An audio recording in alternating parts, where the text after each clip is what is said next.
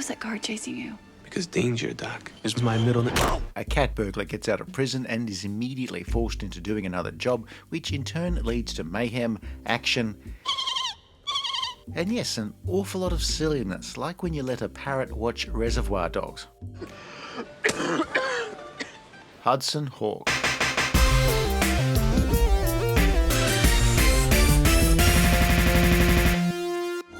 Just got out of jail yesterday and I'm robbing an auction house. Hudson Hawk is a film that was pilloried on release in 1991, lost money for its backers and was ignored by the moviegoers of the day. But it's sort of not quite the terrible movie that its reputation would suggest. I bet you went up to Mrs. Lincoln at the Ford Theater and said, "How was the show? Did I miss anything?" Maybe I just see it as a bit of a guilty pleasure, like driving at the highway speed limit through the McDonald's drive-thru. How am I driving? 1-800, I'm gonna fucking die! It's an R-rated comedy adventure heist movie with some action, a lot of swearing, and despite its channeling of Home Alone style slapstick in places, has a higher body count than a bullfighting academy. 2, 1.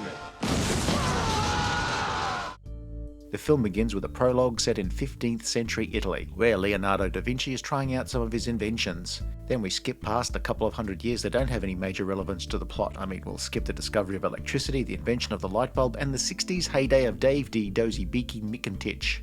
Bruce Willis is Eddie Hawkins, aka Hudson Hawk, a talented thief who, even as he's being released from prison, has his parole officer threatening to return him to the clink if he doesn't take a job robbing an auction house. He's met by his best bud, Tommy Messina, who takes him back to their bar, which has now become a yuppie hangout where the trendiest drinks and fanciest foods are on the menu. This being America in 1991, that probably means Heineken and Grey Poupon. That's what I'm afraid of. After having been in prison for so long, Hawk has missed out on a lot of developments. What's Nintendo? The one thing he's been hanging out for... Give my irritable partner a cappuccino. Spoilers, he does not get to drink coffee for most of the film. There are some gangsters at the bar, the Mario brothers, no, seriously, who apply more pressure on Hawk to take the job. The job is to steal a statue of a horse sculpted by Leonardo da Vinci from the auction house. Up to now, the film has seemed like a relatively ordinary 80s action movie full of banter.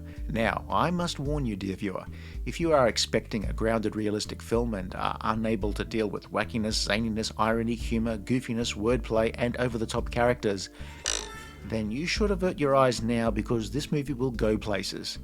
I mean, it goes so far that you'll need a passport just to watch it. Also, if you're unable to deal with wackiness, zaniness, irony, humour, goofiness, wordplay, and over-the-top characters, then why are you watching this channel? The heist itself is relatively standard stuff. Until, of course, Hawk and Tommy time their heist by the runtime of specific recordings of old standards. You know, they invented something while you're inside. It's called a watch. And they, of course, sing the songs as they go. They even do the moves. Their plan goes slightly awry, necessitating an escape by jumping off a building, which then... Okay, there's either a missing scene here, or this is just a movie where you have to just accept some things. Like how Dickhead Dave is never paying me back the $50 I lent him in 2016. A new player appears, a snooty British butler with an extending knife. Oh, did I not already mention that this film is pretty violent? After reuniting with Tommy, whose survival as far as I can tell was not explained, Hawk learns that the robbery is being covered up and he decides to attend the auction in person to see what's going on. He flirts with Anna, who's some kind of art expert, before the loud arrival of Darwin and Minerva Mayflower, who've come to bid at the auction. Of course, the auction house then explodes. Hawk finds himself regaining consciousness in an ambulance with the Mario brothers. No, not those Mario brothers, but the real ones would soon appear in their own flop. Hey, subtlety is not one of our strong points! Hawk escapes from the ambulance, and then because this film can, these Mario brothers explode, and no amount of green mushrooms is going to bring them back. Are you okay? The next faction appears, a bunch of CIA operatives named after candy bars. Almond Joy, Kit Kat, Snickers, and Butterfinger. Their boss is George Kaplan, and he's got more work for Hawk, involving some light-fingered borrowing of some more of Da Vinci's handiwork. But first, it's time to meet the bosses. What can I tell you? I'm the villain. In Rome, Hawk gets a proper introduction to the Mayflowers, who have all the subtlety of a gender reveal party held in a live volcano. They want what they want, which requires Hawk to steal Da Vinci's Codex, currently on display in the Vatican. Robbing a freaking Vatican. While casing the place, Hawk again meets Anna.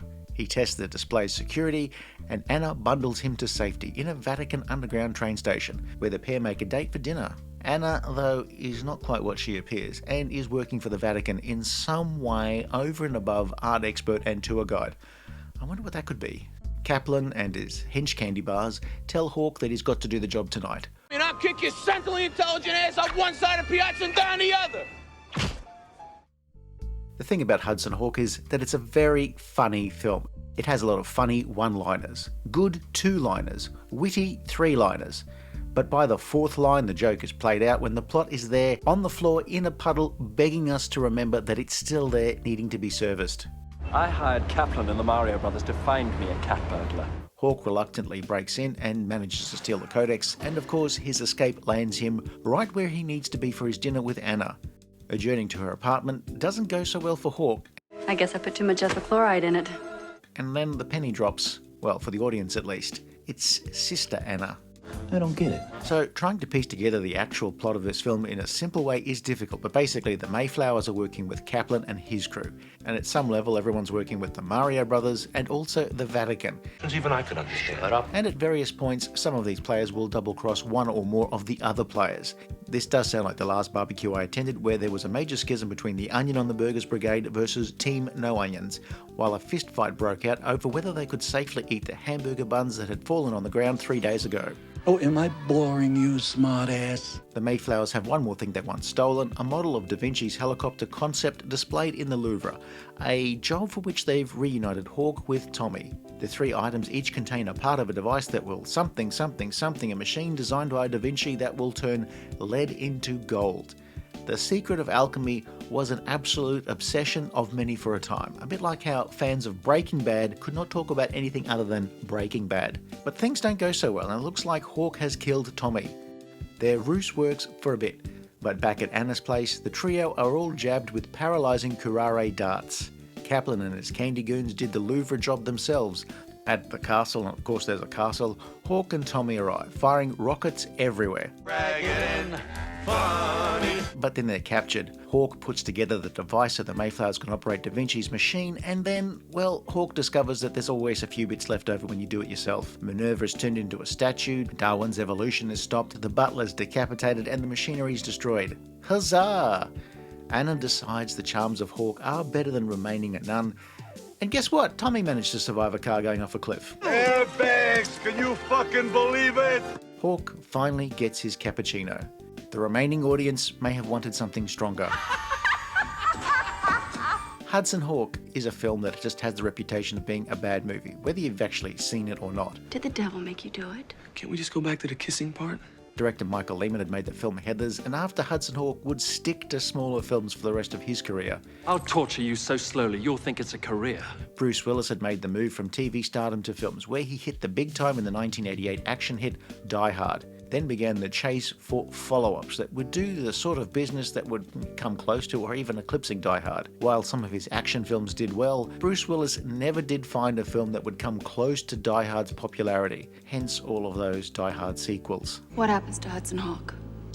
He's going to be in very good hands. One of the writers of the film's screenplay, Stephen E. D'Souza, was a writer with a long history of action-adventure television series and had done some work on the script for Die Hard. He'd follow this up with the directing assignment on the Street Fighter movie. The film is stacked with a good cast. Danny Aiello as Tommy, Andie MacDowell as Anna, the nun. Tell him he's a loser. That's it. Ow! Sandra, Bernhard and Richard E. Grant overact their hearts out. That's $200 a day, so he can get a hooker and some tequila. Bernhard and Grant's performances are so over the top that if they were to somehow win a Best Acting award for Hudson Hawk, they would have to accept their trophies in a hot air balloon floating several hundred feet above the award ceremony. Bunny Bobo! In smaller roles, there are a bunch of familiar faces. Frank Stallone, Lorraine Toussaint, David Caruso, to name but a few. James Coburn appears as Kaplan, in a nod to the fake identity in North by Northwest. You can see a little bit of the DNA of that film here, mixed in with the cartoon sound effects, the gruesome deaths, swearing, and big band standards. There are also very subtle references to other movies buried throughout this film, underneath all of the bombast. The cast are mainly enjoyable to watch. What the hell am I doing? Bruce Willis gives us a charming rogue who's just smug enough and has great chemistry with Andie MacDowell and works very well with Danny Aiello. The film's much better when either is in the scene with Willis. Though, honestly, I don't think they appear enough in the movie. Did anybody hear something? Willis does bring his A-game to what turned out to be a Little League team facing relegation to even Littler League. So it is a good cast. A script full of witty banter, some fun action. It is genuinely funny in places. The production design is great. Even the special effects by ILM are good. So why is Hudson Hawk not the best movie of all time? I'll kill your friends, your family, and the bitch you took to the prom. Patty Joe Byarski? I can get you an address on that if you want. How is a film where two thieves sing old standards to keep time during a heist not the best film ever? Hudson Hawk go boom boom. He dead. How is a film where Bruce Willis's main goals are to drink a coffee and to date a nun not somehow making the AFI's top 100 films list? Does everybody in the whole world know more than me? You didn't know? Somewhere along the way, the disparate elements don't gel together into a cohesive whole. The slapstick doesn't play well with the brutal stuff. When it tries to be a breezy, fun caper, it works. When it's trying to be a lightweight, lethal weapon style action movie, it turns to mush like a cardboard gazebo in the rainy season. No! Hey! Hey! The naysayers said don't make a gazebo out of cardboard. It rains a lot here, and I didn't listen, so I built the cardboard gazebo. And then it rained, and then it rained, and then it rained some more. Hudson Hawk is that life lesson for 90s movies. Don't go too nuts for this sort of audience. It was probably ahead of its time for audience acceptance of a mainstream action movie with over-the-top absurd humour. I suppose we're just going to have to kill them. I was just joking. The tonal shifts can be jarring. I mean, you've got Grant and Bernhard overacting like their lives depended on it. But how does this not clue you in on the tongue-in-cheek nature of the film? I don't know. Maybe the deleted scenes of Hudson Hawk are just the cast turning to the camera and winking at the audience. When the movie was released in 1991, it was not well received, bombing at the US box office and making most of its money from foreign audiences. Look, you Eddie Munster-looking motherfucker, somebody better start telling me what's going on, or I ain't gonna move another muscle. It still lost money, but would eventually swing into profit after a few years on home video. So, despite the grand vistas, the big set pieces, the stunts and the like, this is a film that's still probably best enjoyed as part of a fun movie night at home on the couch. I actually did see it in a cinema, and it was okay.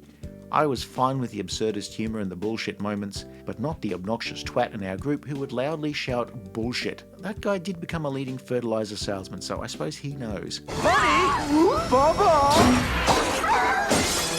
I enjoy Hudson Hawk rather than love it. It's a, watch every 15 years type of movie rather than something that gets screened regularly.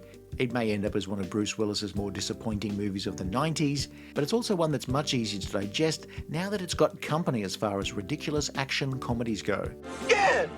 That's probably what happened! Yeah, it's a film where shouting bullshit at the screen every 5 minutes is a viable viewing strategy. I mean, you'd not be wrong. You'd be annoying and obnoxious, but you wouldn't be wrong. If you enjoyed this review, please like and subscribe, leave a comment below, or check out some of our other videos.